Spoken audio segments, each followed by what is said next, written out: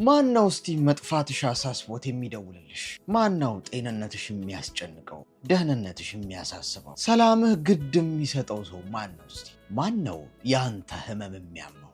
ማን ነው ጊዜውን ሰጥቶ ሊያዳምጥህና የውስጥህን ለመረዳት ግማሽ መንገድ እንኳን የሚመጣው? ማን ነው? ኮመንት ላይ ጻፉልኝ እስቲ።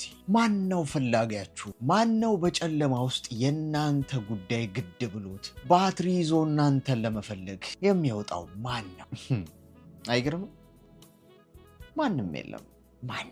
ማንም ያንቺ ጉዳይ ግድ አይሰጠው። ማንም ስለ አንቺ መብላት መጠጣትና የጤናሽ ጉዳይ፣ ጨለማ ውስጥ መሆንሽ፣ ጭንቀትሽ፣ መክሳት መጥቆርሽ፣ ማጣት ማግኘትሽ የሚያስጨንቀው ማንም ሰው የለም ከአንድ ከፈጠረሽ ፈጣሪሽ በቀር።